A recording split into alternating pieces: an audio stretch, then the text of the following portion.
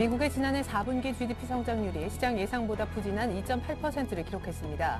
그러나 최근 1년 반 만에 가장 높은 성장률을 보였습니다. 2011년 경상 수지가 수출 호조 덕분에 276억 5천만 달러 흑자를 보였습니다. 14년 연속 흑자입니다.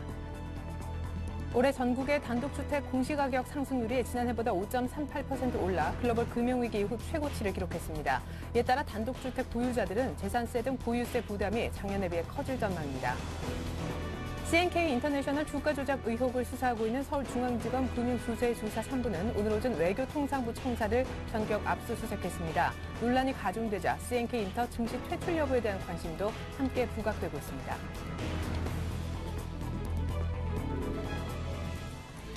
안녕하십니까. 1월 마지막 주 월요일에 인사드리게 됐습니다. 오늘 전 내적 1부 시작됐습니다. 코스피 지수가 언제쯤 2,000포인트를 회복할까가 얼마 전까지만 해도 관심사였는데요. 오늘은 엿새 만에 조정을 드디어 받고 있습니다. 주말에 딱히 좋은 뉴스는 없었던 것 같아요. 미국의 4분기 GDP 성장률이 예상보다 부진한 2.8%로 나왔고 남유럽 국가의 대규모 국채 만기를 앞두고 있는 상황 속에서 피치사가 유로존 5개 국가의 신용등급을 또다시 깎았다고 합니다.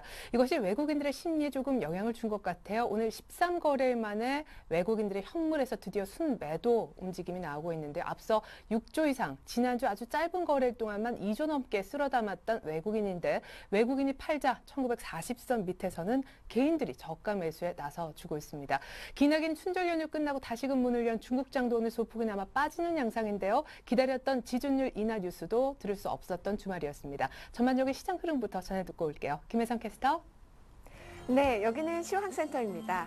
미국의 경기 둔화에 대한 우려가 부담으로 작용하면서 오늘 우리 국내 시장 약세를 보이고 있는데요. 1월 30일 현재 상황은 어떤지 먼저 코스피 지수부터 확인해 보겠습니다. 코스피가 오후 들어서 낙폭을 확대해 현재 1940선을 하회하고 있습니다. 외국인 투자자들이 매도 우위로 돌아서면서 코스피가 더 밀리고 있는데요. 현재 코스피 지수입니다. 전거래일보다 26.15포인트 하락한 1938선에서 거래가 되고 있습니다. 자세한 수급 상황 살펴보도록 하겠습니다. 외국인이 13거래일 만에 매도 우위로 전환했습니다. 현재 외국인 440억 원 매도하고 있고요. 기관도 5거래일 연속 매도 우위를 보이고 있습니다. 현재 2,500억 원 정도 매도하고 있네요. 반면에 개인은 2,200억 원의 매수 우위를 보이면서 거래가 진행되고 있습니다. 이어서 코스닥 지수입니다. 오늘 코스닥도 상승세로 출발했던 코스닥이 현재 외국인의 매도세에 밀리면서 장중 하락세로 반전했죠. 현재 코스닥 지수는요, 어제보다 0.78% 하락한 511선에서 거래가 되고 있습니다. 이어서 수급 상황 살펴보도록 하겠습니다. 현재 기관과 외국인이 동반 매도 우위를 달리고 있습니다. 외국인은 155억 원, 기관은 현재 15억 원 정도 매도하고 있고요. 반면에 개인은 220억 원 매수 우위를 보이면서 거래가 진행되고 있습니다. 이어서 환율 흐름입니다. 환율이 장 초반 상승 전환하면서 강보합권에서 현재 등락을 거듭하고 있습니다.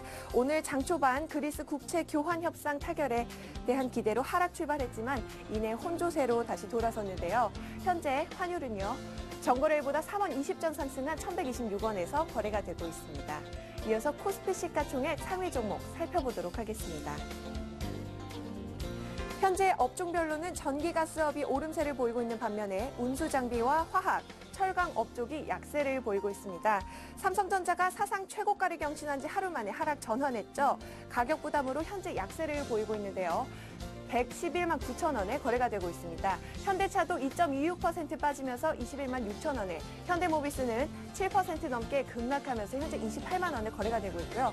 기아차 역시 0.3% 약세를 보이면서 6만 6,900원에 거래가 되고 있습니다. 다음 종목 살펴보도록 하겠습니다. 현대중공업도 2.44% 빠지고 있네요. 29만 9,500원에 거래가 되고 있습니다. KB금융은 방면에 강보합권에서 현재 42,800원에 거래가 되고 있네요. 하이닉스도 0.38% 빨간불로 현재 26,100원에 거래가 되고 있습니다. 이어서 코스닥 시가총액 상위 종목 살펴보도록 하겠습니다. 셀트리온이 2.88% 현재 하락하면서 37,150원에 거래가 되고 있습니다. 반면에 다음은 2% 가까이 상승하면서 13만 1,300원에 거래가 되고 있네요. 안철수 연구소는 3.21% 하락하고 있습니다. 12만 500원에 거래가 되고 있네요. CJENM도 1.11% 빠지면서 현재 31,250원에 거래가 되고 있습니다. 메디포스트 7% 넘게 급락하면서 현재 142,200원에 거래가 되고 있고요. 반면에 동선은 0.95% 강보합권에서 32,000원에 거래가 되고 있습니다. 포스코 캠텍은 3% 가까이 급락하고 있네요. 161,100원에 거래가 되고 있습니다. 이어서 이 시각 특징 업종 및 테마 종목 살펴보도록 하겠습니다. 자동차 관련주입니다. 현대모비스가 4분기 실적이 시장 기대치를 못 미치면서 현재 외국계를 중심으로 실망 매물이 출회 중인 것으로 보여지는데요. 이로 인해서 외국계 업계들이 현재 실망 매물로 출회되고 있으면서 자동차 관련주가 급락하고 있습니다. 현대차 2.26% 빠지면서 21만 6천 원에 거래가 되고 있고요. 현대모비스도 7% 급락하면서 28만 1,500원에 거래가 되고 있습니다. 만도는 5% 이상 빠지면서 현재 17만 7,500원에 거래가 되고 있습니다. 이어서 가스관주 살펴보도록 하겠습니다. 가스관 관련주가 지난주에 이어 이번 주도 강세를 보이고 있는데요. 남북한 너를 잇는 가스관 사업이 차질 없이 진행될 것이라는 소식에 현재 관련주들이 줄줄이 상한가를 기록하고 있습니다. BNB 성원은 330원에, 미주제강도 230원에 거래가 되고 있고요. 하이스틸도 44,950원에, KT 서브마린도 15,150원에 거래가 되고 있습니다. 이어서 세종시 테마주 살펴보도록 하겠습니다. 4.11 총선을 앞두고 세종시 관련주가 떠오르고 있는데요. 세종시 이슈가 여야 모두에게 지원을 받을 것이라는 기대감이 관련주 주가를 끌어올리고 있는 것으로 보여집니다. 영보화학 현재 4,580원에 거래가 되고 있습니다. 프롬파스트도 상한가 기록하면서 3,100원에 거래가 되고 있고요. 유라테크도 4,070원에 거래가 되고 있습니다. 자연과 환경 8% 이상 현재 상승하면서 410원에 거래가 되고 있네요. SK그룹주 살펴보도록 하겠습니다. SK와 SK이노베이션, 또 SKCNC 등 SK 관련주들이 낙폭이 상대적으로 큰 상황인데요. 일부에서는 SK와 SKCNC 합병 가능성이 다시 제기되는 것 아니냐는 추측이 나오고 있지만 상황은 뚜렷한 사유 없이 현재 내리고 있습니다. SK가 4.42% 빠지면서 현재 14만 500원에 거래가 되고 있고요. SKCNC는 3% 이상 빠지면서 11만 7천 원에 거래가 되고 있습니다. 지금까지 시황센터에서 김혜선이었습니다. 네, LG이노텍, 삼성엔지니어링 등의 실적이 속속 지금 공개가 되고 있는 상황인데요. 낙폭이 1940포인트 중심으로 해서 조금은 깊어지는 듯합니다. 그 이유 들어볼게요. 교보증권의 김영렬 팀장부터 만나겠습니다. 안녕하세요. 네, 안녕하십니까. 네, 외국인들 매도 전환에 낙폭이 조금 오늘 나오네요. 그렇습니다. 우선 지수 상승에 가장 큰 견인차의 역할을 했었던 외국인 투자자들의 포지션이 오후 들어서 순매도로 전환되는 것이 어떤 수급 불균형을 키운 격이다라고 볼 수가 있겠고요. 오전 한때 대만 증시 급등 소식 등으로 인해서 지수의 오름세가 이어지는 듯 보였지만 오후 들어서 외국인이 현물 시장에서의 매도 규모를 키워왔었고 여기에 기관 투자자들의 매도 폭이 확대되자 지수의 낙폭이 확대되는 것으로 해석이 되어집니다. 네, 무엇보다 오늘 밤 한국 시간으로 밤 11시 이후 정상회담이 개최가 됩니다. 앞서 지금 외국인들은 조금 팔고 있어 불안하기도 한데 피치의 신용등급 강등 5개 국가에 대해서 신용등급을 내렸다라는 안 좋은 뉴스도 주말에 있더라고요. 이후 정상회담에 대한 기대치 어느 정도 거는 것이 적절할까요? 네, 우선 당장 유럽 재정위기를 문제하기 위한 어떤 특단의 답을 오늘 밤 회의 내용에서 논의되지는 않을 것 같습니다. 당장 오늘 논의 내용은 크게 두 가지로 요약해 볼 수가 있겠는데요. 지난해 창설된 EFSF의 대체로 조성되는 유럽 안정 메커니즘의 시행 시기와 그리고 그 규모, 그리고 재원에 대한 조달 방법 등에 대한 논의 등이 첫 번째로 다뤄질 것으로 보이고 지난달 시장에서 논의되었었던 신재정 협약과 관련된 어떤 합의 과정이 시장에서는 중점적으로 다뤄질 것으로 예상됩니다. 지난 12월에 논의되었었던 이 신재정협약은 재정 비율 3%, 그리고 공공부채 비율 GDP 대비 60%를 유지해야만 하고 만약 이것을 어겼었을 경우에는 세수 확대를 포함한 어떤 재정 규제를 할 수 있다라는 것을 공약으로 삼고 있는 상황인데요. 문제는 이런 황금률을 지킬 수 있을 만한 국가가 현재 유럽 내에서 단 3국가에 그치고 있다는 점입니다. 사상 유럽 내의 최대 경제 대국인 독일조차도 이런 재정 협약의 대상이 안 된다는 점 등을 감안하면 과연 오늘 밤 정상회담 내용에서 어떤 황금률에 대한 유연성이 시장에서 제시될 수 있는지 여부가 시장에서 관심으로 떠오를 것으로 보여지고요. 문제는 이 과정에서 수반되어야 되는 것은 이런 환급률을 지키기 위한 각국 유로존 주요 국가들의 재정 감축 노력은 앞으로도 계속돼야 된다는 겁니다. 그로 인해서 앞으로 이런 정책이 시행되는 과정에 노동계 및 공공기관들에 대한 반발이 커질 수 있다는 점 등은 지난 1월 한 달 동안 유럽 재정 위기와 관련돼서는 상당히 평화로운 분위기였었지만 조만간 다시 또 유럽발 어떤 재정 위기에 대한 우려가 시장에서 등장할 수 있다는 점은 다소 좀 주의 깊게 살펴봐야 되는 대목으로 판단이 됩니다. 네. EU 정상회담이 뭐 기폭제 역할을 할지 여부를 떠나서 또 이거 넘기고 나면은 남유럽 국가의 대규모 국채 만기도 기다리고 있어서 여러 가지 참 신경 쓰이는 변수들이 많은데요. 일단 시장이 조금 이렇게 쉬다가 조정받다가 오를 것 같으면 오늘 사도 될 것 같다는 생각이 듭니다. 마감 전략 어떻게 세워보면 좋을까요? 네, 우선 오늘 단기적으로 조정폭이 커지고는 있지만 1월 한 달 동안 종합주가 지수가 7% 올랐었던 것과 비교한다라면 아직 조정의 정도가 그렇게 어느 정도 수긍할 만한 수준이라 볼 수는 없습니다. 여전히 밸류에이션 부담이 커지고 있다는 점, 그리고 경기나 수출 등과 같은 어떤 펀더멘탈한 모멘텀 지원 자체가 제한되고 있다는 점 등을 감안하면 전체 어떤 시장에서는 수익률 극대화 전략을 위한 어떤 매수 관점의 대응보다는 단기적으로 현금 비중을 늘림으로써 리스크 관리에 주력하는 것이 필요한 때라 보여지겠고요. 오히려 올 상반기 중에 충분히 종합주가 지수를 기준해서 본다면 1900포인트 아래에서 살 수 있는 기회가 충분히 있다는 점을 가정했었을 때 현재의 위치가 그렇게 조급함을 가질 이유 자체는 없다는 점입니다. 조금 더 지수에 대한 레벨이 조금 더 낮아지고 어떤 저가 인식이 조금 더 그 시장에서 어느 정도 허용이 됐을 때부터 분할적으로 비중을 늘려도 충분히 기회가 제공된다는 점을 감안하면 오늘 단기적인 급락에 따른 어떤 상황을 너무 역용하는 측면보다는 조금은 기다릴 줄 아는 어떤 그런 여유로움이 필요한 데가 아닌가라고 판단됩니다. 네, 저가 매수 나중에 충분히 기회가 주어질 것이다.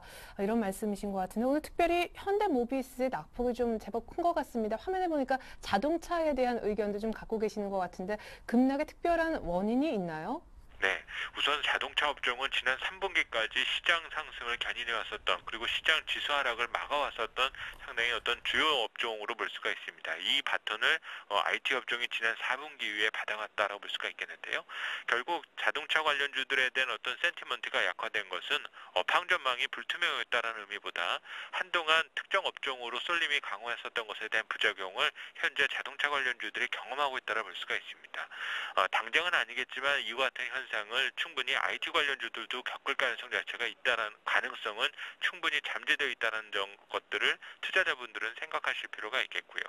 문제는 그런 상황을 겪지 않는다라면 정말 다행스럽겠지만은 그런 상황을 겪지 않으려면은 지금보다도 더 낙관적인 어떤 기업들에 대한 어떤 실적의 확정치와 또 어떤 그 가능성을 시장에서 보여줄 수 있어야만 어떤 그 주가 상승에 대한 합리화가 시장에서는 허용되지 않겠냐라고 예상이 됩니다. 네, IT차는 일단 좀 펀더멘털이 받쳐줘야 다시금 일어설 수 있을 듯 하네요. 교보증권의 김영렬 팀장님 분석이었습니다. 고맙습니다. 네, 감사합니다. 네, 모비스의 낙폭은 줄어들지가 않고 있습니다. 현재 주가는 28만 1,000원 가리키고 있는데 보다 다양한 전문가들의 시장 보는 전략 한번 확인해 볼게요. 오은호색 투자 전략 시간 SK증권 종로 지점으로 먼저 가보겠습니다. 김민수 차장님, 단기 지지권은 1920에서 한 30포인트 정도로 보는데 주도주의 경우는 눌림목 매수하는 것이 좋겠다 하셨습니다. 현재는 1939포인트 정도네요. 최종대 차장님은요, 옵션 만기까지는 박스권의 변동성 장세가 예상이 되고 어떤 한 종목을 샀으면 그대로 쭉 들고 있는 그런 전략이 필요한 때다 하셨습니다.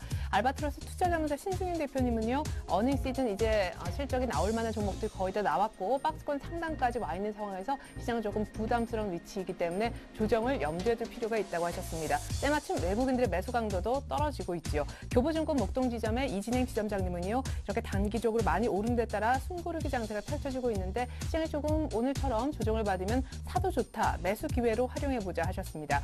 KTB투자증권의 김영진 이사님은 단기 상승 추세 하단인 1940포인트 정도의 수렴 국면이 지속되고 있다고 분석해 주셨네요. 이번엔 김민수 차장님부터 관심 업종을 한번 좀 보겠습니다. 지주사 관련주, 증권주, 건설주, IT와 화학주 좋게 보시고 최종대 차장님 역시 IT와 건설 있습니다. 그리고 오늘 조금 부진한 자동차가 포함되어 있는 운수장비도 여전히 관심 업종에 포함시켜 주셨고요. 철강 업종, 바이오 제약주도 관심 업종에 들어가 있네요. 신신용 대표님도 IT와 중국 관련주, 타이어 항공 게임주, 이진행 지점장님도 역시 IT 건설의 금융, 특별히 태양광, 철강 쪽 항공 여행주, 김영진 이사님은 지수보다는 종목별 지지선이 차별화되어 있기 때문에 그 종목별로 지지 라인을 잘 체크할 필요가 있다고 얘기해 주셨습니다.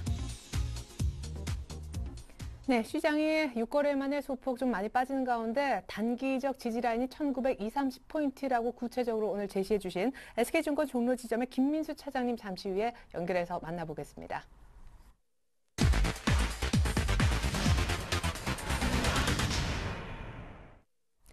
네, 차장님 안녕하세요. 예, 안녕하십니까. 네, 외국인들이 좀 덜 사니까 곧바로 탄력이 좀 떨어지는 모습 보이는데 그래도 1920-30 정도는 지지되리라 보시나 봐요.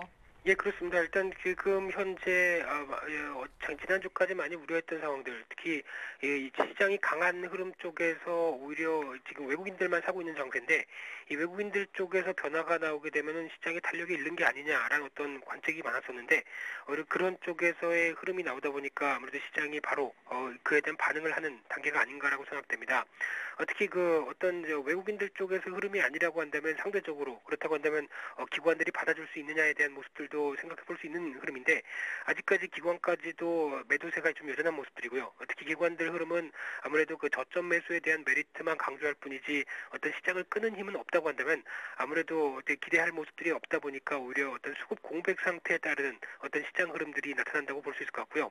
특히 일단 지금 국면이 어떤 시장에서 안 좋은 얘기가 나오느냐, 특히 오전 중에는 나왔던 얘기가 일본 쪽에서에 대한 신용 등급 가능성 얘기도 좀 나오면서 시장의 어떤 그 하락에 대한 빌미를 맞춰가는 모습이긴 하지만은 일단 무엇보다도 시장이 많이 올랐습니다. 그렇기 때문에 이 단기 급등에 따른 어떤 자연스러운 조정 국면, 쉬어가는 국면 쪽으로 일단 시장 흐름들이 해석을 하는 차원이 아닐까라고 생각이 되고 있고요. 이런 과정 쪽에서 일단 중요하게 두 가지를 먼저 생각을 해본다고 한다면 일단 그 순환매 가능성입니다. 특히 시장이 지금까지 한 1960선 부근, 그러니까 직전 고점대 부분까지 강하게 올라오면서 어떤 대형주 중심으로 그리고 낙폭 과대 중심으로 강하게 상승 탄력을 보였다고 한다면 오히려 그 사이에 그를 따라가지 못했던 중형주라든가 소형주 쪽에서 변화들이 오히려 이를 발맞추면서 매기가 확보가 되는 국면이 나올 수 있는지 여부들 한번 체크를 해봐야 될 것 같고요. 그런 모습들이 나온다고 한다면 아무래도 조정권에 대한 탄력은 시장 전반적인 해석은 그렇게 크게 부정적이지는 않을 가능성에 일단 무게를 둘 수 있을 것 같고요. 두 번째는 베이시스 같습니다. 특히 현재 선물하고 현물 차이가 지난주까지만 하더라도 2포인트 가까이 이상 벌어지면서 시장이 움직였던 모습들인데 지금 이번에 다시 한번 시장이 좀 약한 조정권에 들어왔을 때 오히려 이런 그 베이시스마저 지금까지 벌어졌던 국면들이 크게 훼손되는지 여부가 중요하다고 볼 수 있을 것 같고요. 그런 흐름이 나타나지 않는 쪽에서 약한 1.5포인트 정도의 베이시스를 유지하면서 조정권이 들어간다고 한다면 아무래도 그렇게 큰 충격은 아닌 가능성에 일단 무게를 두시면서 이 두 가지의 시장 흐름들에 대한 탄력들 체크해 보시는 게 중요할 것 같고요. 그런 가운데 1920선에서 30선 부근은 일단 계단식 상승세에서 나타났던 어떤 중요한 자리 중에 하나이기 때문에 일단 이 부분에서는 추가 하락보다는 하반 경직성이 좀 강해질 가능성이 좀 크지 않을까라고 생각되고 있고 1차로는 이런 단계 쪽이 일단 시장 탄력을 비교할 때 이제 주도업종이라든가 눌림목 쪽을 접근할 수 있는 가장 좋은 시장 흐름이 아닐까라고 초점을 맞춰볼 수 있을 것 같습니다. 네. 내일까지 하루만 더 열리면 이제 1월 아니고 2월장이 펼쳐지게 될 텐데 그러면 2월에는 1920-30까지만 조정받고 2000포인트 바라보십니까? 일단 그 2월 달은 전통적으로 많이 통계가 나오듯이 그렇게 강한 시장은 아니라고 얘기를 합니다. 하지만은 요즘 그 어떤 통계라든가 시장의 어떤 전반적인 분위기와는 상당히 다른 쪽으로 많이 움직이는 경향들이 좀 크기 때문에 일단 그 2월이 전통적으로 안 좋다라는 논리만 가지고 시장에 접근하는 것은 좀 바람직하지 않다고 생각되고 있고요. 그런 가운데 무엇보다도 앞서 말씀드렸던 시장의 탄력이라든가 아니면은 외국인들에 대한 시장 반응들이 더 중요한 어떤 수급적인 모습들이 더 중요하다고 생각되고 있는데 일단 그 가장 중요하게 보고 있는 거는 지난 고점대 부분, 이 1960선대 부분이 일단 확보가 돼서 움직이는 움직이는 모습들이 나온다라고 한다면 아무래도 생각보다는 오히려 또 강한 시장이 될 수 있을 가능성도 생각을 해봐야 될 것 같고요. 그렇다고 한다면 충분히 2,000선 부근도 터치할 수 있지 않을까라고 생각이 들고 있습니다. 네. 아까 순환매 가능성도 얘기를 하셨는데 지금까지 순환매 염두하시면서 굉장히 다양한 업종을 언급하신 바 있는데 오늘 그 종합판을 좀 본 듯합니다. 오늘 많이 빠지는 SK가 있음에도 지주사도 들어있는 모습인데 어떤 여러 업종 얘기하신 거에 어떤 공통된 업종별 특징이 있나요? 일단 아무래도 주도주로 보이는 업종들입니다. 특히 지금 1900선 이하에서 완전 100포인트 이상까지 올라오면서 외국인들이 또 강하게 매수를 했던 업종이고, 그리고 거기다가 기관들 같은 경우도 다른 종목들은 판다고 하더라도 관련된 업종 쪽은 그래도 생각보다는 매수세가 좀 같이 유입되는 모습 쪽에서 추가적인 탄력이 좀 컸던 업종들의 공통적인 모습이 아닐까라고 생각되고 있고요. 그런 가운데 IT주라든가 화학주, 특히 건설주, 증권주, 그리고 특히 지주사 관련주 같은 경우는 아무래도 시장이 이제 탄력을 받아서 움직일 때 지주사에 대한 입장은 밑에 자회사를 거느리고 있는 어떤 그런 흐름에 대해서 총체적인 흐름들에 대한 실적 흐름들을 반영하다 보니까 오히려 밑에 자회사들이 실적이 좋아지는 구조를 한 번에 향유할 수 있는 구조라고 한다면 아무래도 지주사 관련주된 종목들에 대한 타겟도 어떤 거를 할까에 대한 고민이 들을 때 가장 먼저 좀 체크해봐야 될 흐름이 아닐까라고 생각드려서 말씀드리는 모습입니다. 예, 알겠습니다. 자, 지주사 관련주 얘기를 하셨고 나머지 증권, 건설, IT, 화학이 있는데 사실은 일부 종목들의 그 관련 섹터 대표주들이 오늘 또 빠진 종목도 있어 이 업종 다 괜찮을까 걱정하시는 분들도 있을 것 같은데 뭐 시간은 한정되어 있습니다만 짧게 한 말씀씩 부탁드릴게요. 예, 일단 말씀드렸던 종목들이 업종 대표 어떤 그 탄력이 좀 강한 주도 업종이라는 점에서 좀 말씀을 드려보고 싶고요. 그런 가운데 지금 일단 당장 흐름이 아니라 앞서 말씀드렸듯이 어떤 눌림목 관점 쪽에 들어갔을 때 지금 여기서 주식 그 시장을 못 따라가고 있는 모습들인데 여기서 따라가려면 어떤 종목들을 사야 되느냐에 대한 관점 쪽으로 접근을 해볼 수 있는 모습이라고 생각되고 있고요. 특히 그 가장 중요한 모습들은 이제 건설주라든가 화학주 같은 경우는 낙폭 과대, 특히 증권주는 올해 같은 경우 어떤 그 헤지펀드와 관련된 쪽에서 좀 업무 영역이 좀 커지는 모습들 이런 쪽에서 초점을 맞추면서 접근해 보셔도 되지 않을까라고 생각됩니다. 예, 알겠습니다. 지금까지 SK증권 종각지점의 김민수 차장님 분석 한번 들어봤습니다. 고맙습니다. 예, 감사합니다.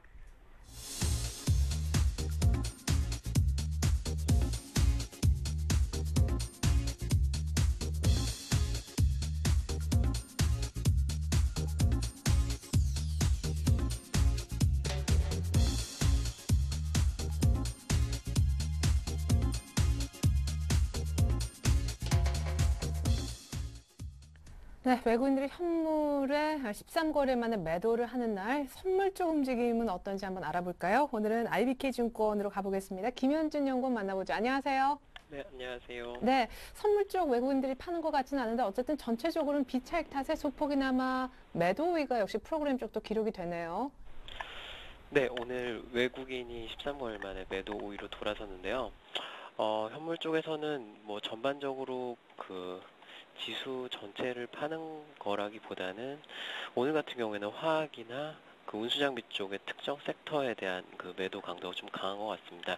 대부분 경기 민감주 고베타 업종들이 좀 많이 조정을 받고 있는데요. 일단 차익 실현 매물이라고 볼 수 있고요. 반면에 장 후반으로 갈수록 지수가 하락할수록 베이시스가 호전되는 됐던 점을 감안했을 때는 일단은 현물 쪽 투신과 외국인의 현물 차익 실현 매물이 지수 상승 하락을 좀 이끌고 있다라고 보시면 될 것 같습니다. 반면 외국인 선물 같은 경우는 한 1,200계약 정도를 매수를 하고 있는데요.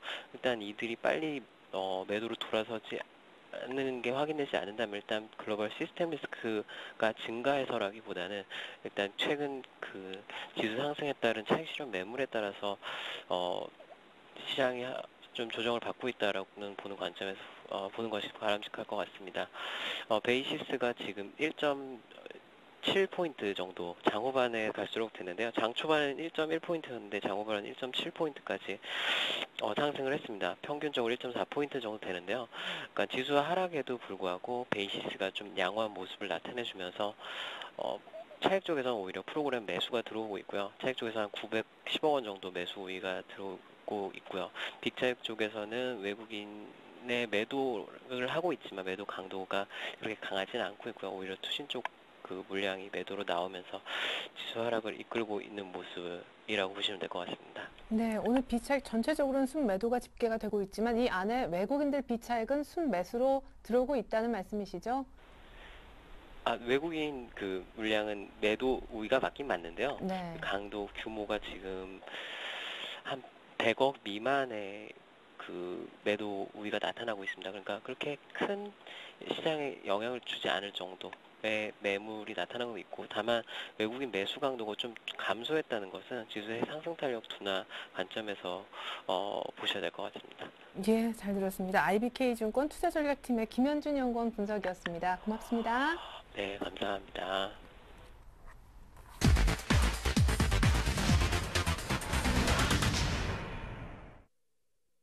네, 샘플러스 최병곤 전문위원 만나봅니다. 안녕하세요. 네, 안녕하세요. 네, 이후 정상회담 앞에 두고 외국인들이 현물에서 매도로 전환했단 말이에요. 개인들은 오늘 사는군요. 그렇습니다. 일단 뭐 개인들은 그동안 주식을 많이 팔았기 때문에 오늘 조정을 주면서 시장이 내려올 때 저점 매수로 활용을 하는 것 같습니다. 그리고 외국인들도 뭐 연속으로 계속 주식을 살 수 없기 때문에 한 며칠간은 주식의 매도가 좀 있을 수 있지 않겠나 이렇게 생각을 하고 있습니다. 다만 그렇다고 하더라도 매수가 원래부터 많았던 종목들에 대해서는 계속해서 더 매수를 할 것 같고요. 또 그에 따라서 우리 투자자들께서도 지금 현재로서는 흐름이 강한 종목들에 대해서는 저가 매수를 하시는 편이 바람직하다라고 말씀드리겠고, 또 그러한 종목들 쪽에서 IT 관련 대형주들, 그 다음에 LED 관련주들, 또 태양광, 그 다음에 풍력 같은 이 대체에너지 관련주들, 이런 종목들이 지금 오랫동안 바닥을 잡고 상승 초기 국면에 지금 진입해 있는 경우가 많거든요. 그래서 이런 종목들에 대해서 저가 매수를 좀 하시는 편이 활발하게 저점 매수를 하시는 편이 낫다라고 생각되고요.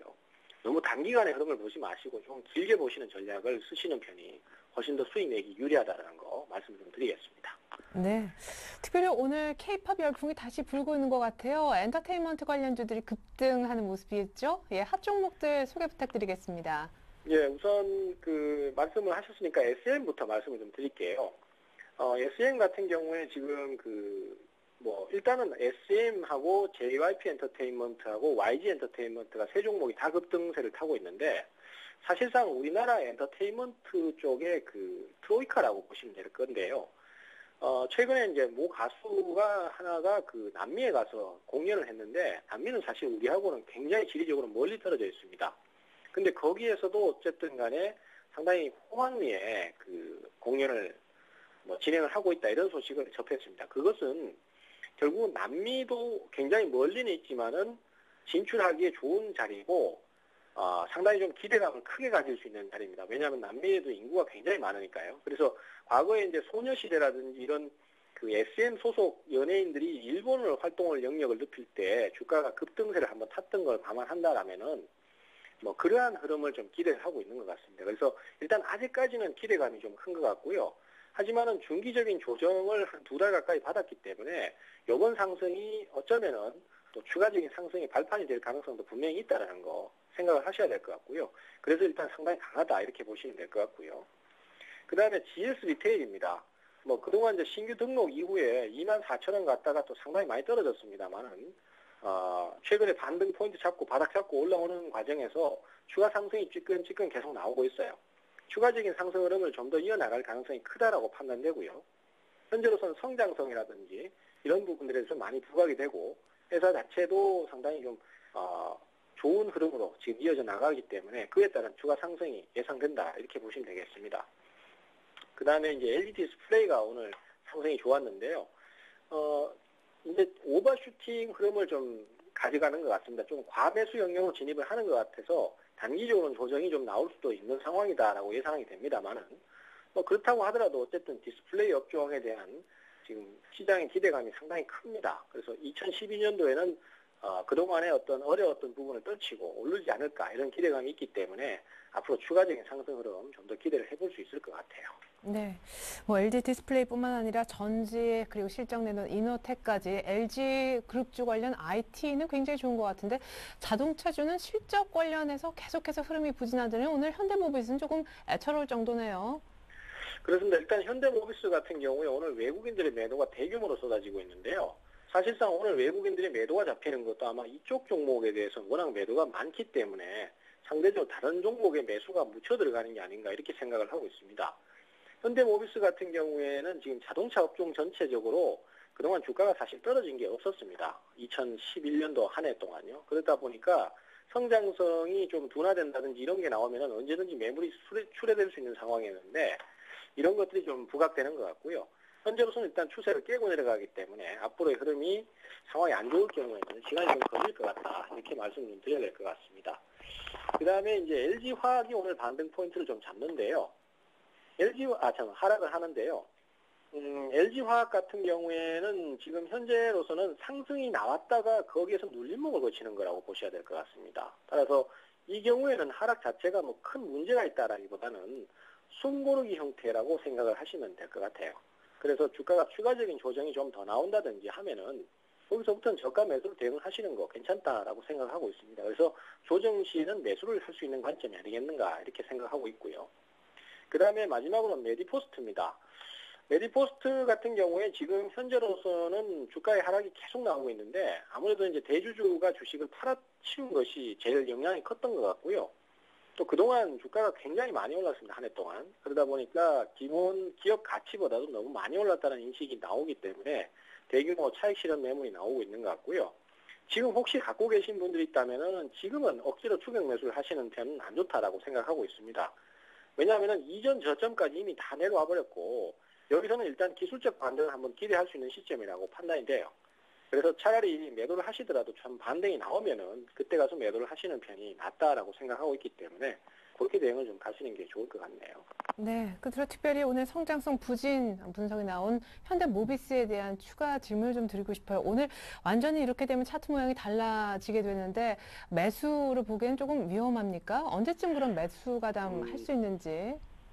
현재로서는 일단 저렇게 깨지는 상황이 나온다라면은 종목 자체가 뭐 연속적으로 계속 빠지지는 않겠습니다만은 당분간은 좀 침체기에 접어든다라고 생각을 하셔야 될 것 같아요. 그래서 이런 경우에는 가격적인 조정보다는 시간적인 조정이 더 필요합니다. 그래서 가격적으로도 많이 내려왔지만은 여기보다도 더 계속해서 깨고 내려가지는 않겠지만요.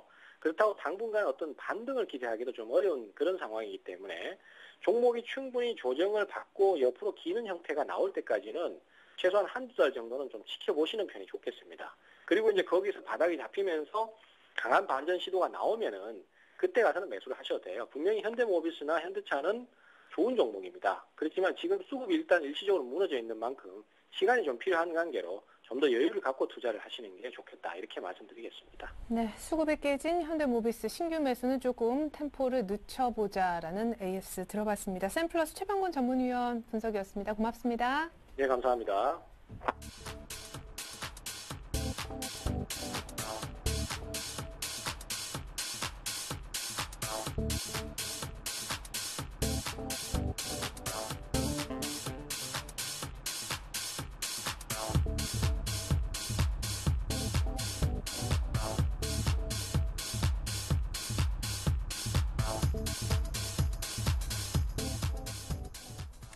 환율은 다시 오르고 코스피는 1930선 후반에서 움직이고 있습니다. 파는 외국인, 물량을 받아주는 주체는 기관도 아닌 개인뿐이네요. 다시 한번 마감 전략 짜볼 텐데 오늘은 황제TV 송민재 대표님과 함께하겠습니다. 안녕하세요.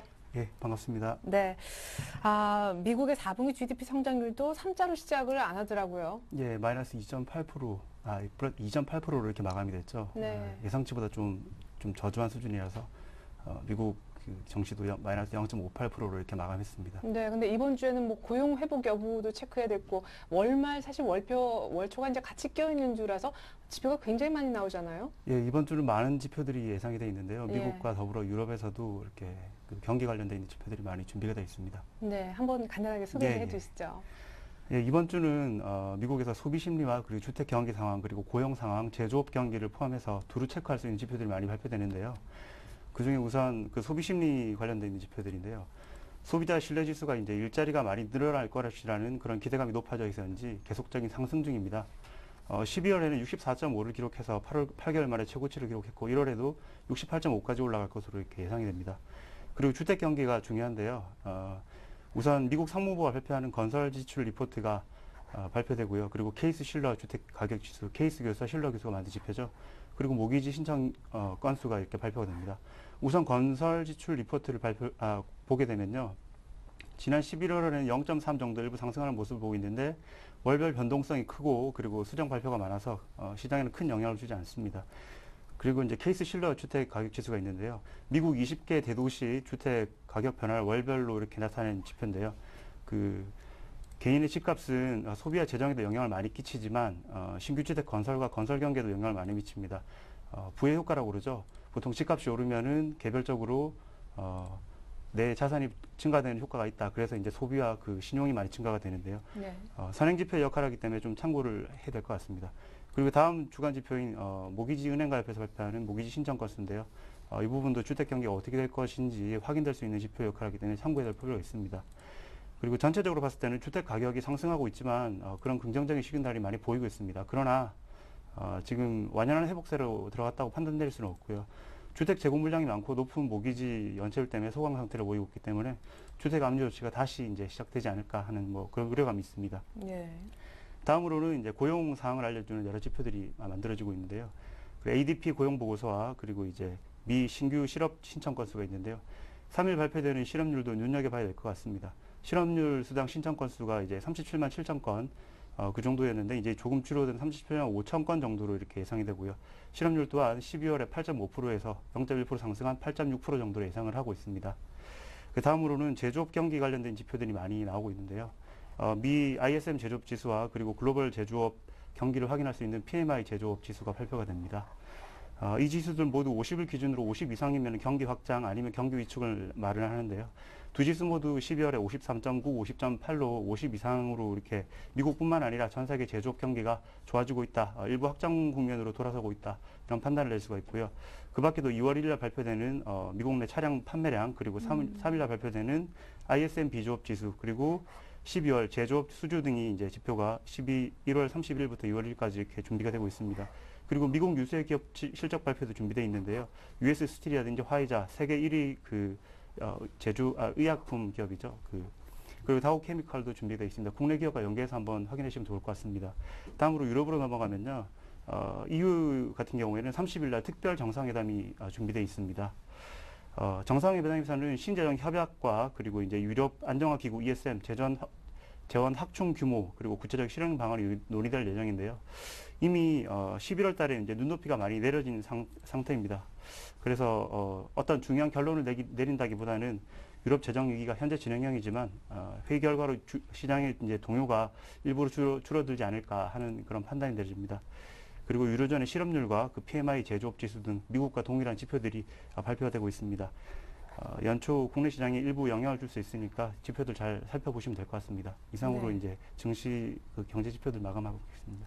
예. 아니, 진짜 월말 월초라지만 뭐 준비를 많이 해오신 건지 또 그만큼 많이 나오는 건지 그런데 이 중에서 조금 더 비중 있게 지켜볼 거는 뭐예요? 다시 한번 좀 요약을 해주시면 제일 중요한 것은? 가장 중요한 거는 시장 내에서 이제 소비 심리가 가장 중요합니다. 소비 심리와 그리고 이제 주택 경기가 지금 미국 제조업 지수 자체도 많이 올라가고 있는 상황이지만 현재 발목을 잡고 있는 부분이 주택 관련돼 있는 상황입니다. 미국이 네. 2008년도 서프라임 모기지론으로 인해서 경기 침체가 이렇게 생겼는데요. 주택 경기 자체가 이렇게 날아오르지 못한다면은 지금 이 국면이 벗어나기가 쉽지 않을 것으로 판단됩니다. 그래서 주택 관련 지수와 그리고 소비 심리 지표들을 한번 잘 유의쉽게 한번 보시면 좋을 것 같습니다. 예, 그렇군요. 무엇보다 오늘 밤 특별이라는 단어가 붙어있는 이후 특별 정상회담이 바로 오늘 밤 우리 시각으로 밤 11시에 이제 개최가 됩니다. 어떤 결과물이 나올지 역시 뭐 기대를 걸지 않을 수가 없는데요. 그 앞서서 하필이면 또 피치가 딱 타이밍도 안 좋게 유로존 5개 국가 신용등급 내려가지고 예, 오늘 회담 결과는 일단 뭐 전반적으로 좋을까요? 아니면 뭐 별거 없이 또 끝날까요? 그냥. 시장 참여자들은 좋은 결과를 나오기를 바라고 있겠지만 그 향배에 대해서는 어느 누구도 감안할 수가 없습니다. 그래서 이제 나온 결과를 보고 이제 판단해야 될 것 같은데요. 11월 달에 많은 좀 안 좋은 악재들 다 반영되었고요. 일부는 이제 유럽 상황들이 좀 좋아지기 시작했다. 그런 의견들이 많이 나오고 있으니까 좀 좋은 결과를 한번 기대해 보지 않으면 좋을 것 같습니다. 네, 근데 뭐 그리스는 이제 국채 교환 협상이 조금은 진전을 보인다라고 하는데 잘하면 타결까지 뭐 소식이 들릴 수도 있겠습니다만은 포르투갈이 다시 한번 뭐 채무 불이행 이런 포르투갈 얘기가 또 나오더라고요. CDS 프리미엄이 사상 최고치로 올랐다죠. 예. 포르투갈도 아시다시피 지금 유럽은 1월, 2월, 3월, 4월, 5월, 6월까지 많은 국채 만기가 이렇게 되어 있는데요. 네. 그리스뿐만 아니라 포르투갈도 CDS 프리미엄, 신용부담 수업이 좀 많이 올라가고 있는 상황인데 좀 우려감이 좀 많이 증폭되고 있습니다. 결과 나와봐야 알겠지만 지금 현재 상으로는 여러 유럽 국가들이 국채 입찰이 성공이 되고 국채 발행이 큰 문제가 없이 이루어지고 있기 때문에 좀 긍정적인 마인드로 좀 보는 게 좋지 않을까 이런 판단이 듭니다. 네. 자, 오늘 시장이 조정다운 조정, 1% 남짓 조정을 좀 받는 동안 오늘 의견은 좀 갈렸습니다. 조금 더 빠져야 단기 급등한 것에 대한 피로감을 해소할 수 있다. 이런 의견, 좀 조심하자라는 의견과 사자, 조정시 매수 의견이 있었는데 어떤 마감 전략을 펴주시겠어요? 예, 제가 다음 주 시장 방향에 대해서 잠시 말씀을 드리면요. 금일 증시는 유로존 국채 입찰 호조와 그리스 국채 타결 기대감에도 불구하고 다우 지수가 이제 4분기 국내 총생산이 좀 많이 빠졌었죠. 그래서 0.58 정도로 하락 마감했고 이런 영향으로 국내 증시 또한 마이너스 1.3% 이상 지금 1.29% 정도 떨어지고 있습니다. 네. 이번 주 시장 전망을 잠깐 살펴보면요. 이제 유럽 16개국 신용 강등, 이제 2주 전 일이죠. 세계 증시에 큰 우려감으로 작용했지만 이제 유럽 같은 경우에는 프랑스, 스페인, 이탈리아 등 여러 국가들이 국채 발행과 입찰이 성공했고, 그리고 IMF 구제기금 또한 추가 금액을 확충을 하자. 그리고 미국 같은 경우에는 제조업 경기가 9개월 내 최고치다. 그리고 연준의 2014년까지 초저금리 기조를 유지를 하겠다. 뭐 이런 호재로 인해서 많은 100포인트가량 상승하는 경험을 통했는데요. 금일 많이 빠지고 있습니다. 지금 근데 전반적으로 봤을 때는 저 같은 경우는 경제 지표도 많이 보지만 개인적인 그러니까 인간 지표라고 부르는데 저는 시장 참여자 지표들을 많이 봅니다. 네. 루비니 뉴욕대 교수 아시죠? 네. 비관론의 대표주자로 손꼽히고 있는데요. 그분이 이제 월가의 저승사자라고 불리고 이제 닥터 둠이라고 불리는 마크 파버라는 분이 계신데요. 그분은 이제 주식 시장은 이미 나쁜 재료를 반영해서 디스카운트된 상태다. 그래서 이제 글로벌 경제 암울한 전망은 있을 수 있지만 더 이상 빠질 이유는 없다. 뭐 그런 비관론의 대표 주자까지도 그런 말을 하는 상황까지 놓였으니까 네. 경기 불황이 어느 정도는 이제 진정되지 않았나 그런 판단이 듭니다. 대외적으로 이렇게 우호적인 상황이 조성되고 있는데요. 국내 증시는 뭐 외인들이 지금 2주 동안 거의 12거래일 연속으로 매수세를 보였지만 오늘은 마이너스 527억 정도로 이렇게 매도 우위를 보이고 있습니다. 외인의 강력한 수급으로 전고점 1960선을 돌파하고 2000선까지 고개를 돌리고 있다고 판단이 되는데요. 지금은 무엇보다도 6월 초순은 이제 상승에 대한 피로감 누적화 그리고 이제 상승 재료 소진 이런 부분이 맞물려 있기 때문에 2000선을 향해서 추가 상승을 하기 위해서는 일부 소폭 조정 이후에 이제 가지 않을까. 1920선에서 30선 정도까지 이렇게 보수적으로 잡아볼 수 있습니다. 만약에 밀린다면은 그 이후에 2000선까지 한 번 더 재도전을 하지 않을까 그런 판단이 들고요. 그리고 지금 현재 이슈 포인트로 넥 포인트로 가장 중요하게 생각되는 게 유로존 재정 위기 이슈인데요. 그리스 국채 PSI 협상 타결이 이제 된다면은 3, 4월 이후에 도래하는 유로존 국가의 국채 이슈도 점진적으로 해결되지 않을까 그런 판단이 듭니다. 유로존이 만약에 안정이 된다면은 글로벌 금융시장은 다시 위험 자산 선호화 그리고 미국 유럽이 또 가만히 있지 않겠지 않습니까? 그리고 정상화 정책으로 유동성 장세가 한 번 더 도래하지 않을까 그렇게 조심스럽게 한번 점쳐봅니다. 예, 그러면 결국 1900 한 2, 30까지 조금 늘렸다가 한 2000포인트로 다시금 가는 그런 그림 그리시는 것 같은데 그러면 이런 조정받을 때 어떤 업종을 보면 좋을까요? 그 기준이 실적이어야 된다라는 의견도 있고 외국인 기관이 붙어 있는지 수급이 기준이 돼야 된다 뭐 여러 의견이 있더라고요. 예, 저 개인적으로 주식 개별적인 종목들을 볼 때는요. 실적, 수급, 차트, 그리고 재료들, 그리고 이제 한 5가지 정도의 상황이 복합적으로 나눠진 종목군을 이렇게 접근을 하면 좋다고 판단이 드는데요. 이번 주 제가 관심 가져볼 종목은 태양광 업종을 지난번에 제가 한번 소개를 드렸었는데요. 여전히 관심권이고요. 여타 종목보다는 태양광 업종이 좀 눈에 많이 들어왔습니다. 예상된 바대로 지금 이제 진바닥이 일부 확인이 되었는데요. OCI와 그리고 S에너지, 오성 LST, 그리고 SKC, 성균광정투자 등 지금 일부 약간 약보합세로 이렇게 진행이 되고 있는데요. 지금 한번 관심을 가져볼 관심을 가져볼 만합니다. 2012년 세계 태양광 엑스포가 조만간 개최될 예정인데요. 경기도 일산 킨텍스에서 예정됩니다. 25개국에서 한 500개사 정도 참여하는데요. 통상 이제 엑스포에서는 많은 수주가 이루어지고 시장에 대해서 좀 호전적인 많은 반응들이 나오고 있습니다. 그래서 아마 태양광 업종을 한 번 더 살펴보시고 S에너지라든지 SKC 그리고 OCI 등을 한번 살펴보면 좋을 것 같습니다. 예, 특별히 그 태양광 업종에 관심 갖고 계신 우리 송 대표님께서는 뭐 오늘 관심 종목을 갖고 오셨. 예. 네, 어떤 종목인지요? 제가 좀 태양광을 이렇게 강조를 했는데요. 태양광 종목보다는 더 좀 괜찮다 싶은 종목을 하나 가져왔습니다. 그 메디프론이라는 종목인데요. 네. 그 드라마 천년의 사랑 아시죠? 요즘에 좀 인기리에 방영됐었는데 거기에 이제 주인공 수혜가 앓고 있던 알츠하이머병, 네. 알츠하이머 치료제를 개발하고 있는 회사입니다. 매수 포인트는 지금 인구 노령화 시대의 수혜주로서 지금 바이오마커를 활용한 그 치매 진단 키트를 세계 최초로 개발 중이고요. 알츠하이머성 치매 치료제와 신경병성 통증 치료제를 지금 개발하고 있는 상황입니다. 그리고 무엇보다도 중요한 포인트는 복지부에서 6개월 단위로 이제 치매 검진 사업을 하겠다. 그리고 국무회의를 관련 법안들이 통과됐습니다. 1월 25일 날. 네. 그리고 2월 5일 다가오는 날이죠. 치매관리법이 시행하는 그런 상황이 지금 연출되고 있습니다. 이에 관련된 노인복지주들, 뭐 모나리자라든지 바이오스페이스 그리고 세온메디칼, 메타 바이오메드 같은 종목들을 함께 봐주시면 좋을 것 같습니다. 지금 차트로 잠깐 메디포론에 대해서 잠깐 설명드리겠습니다. 네. 네, 지금 그 5,500원 구간에서 지금 강한 상승으로 그 100% 이상 상승을 했다가요. 한 40% 이상 조정을 받았습니다. 조정받고 60일 라인에서 다시 이제 재차 상승 흐름을 나오고 있는데요. 지금 수급적으로 보시면은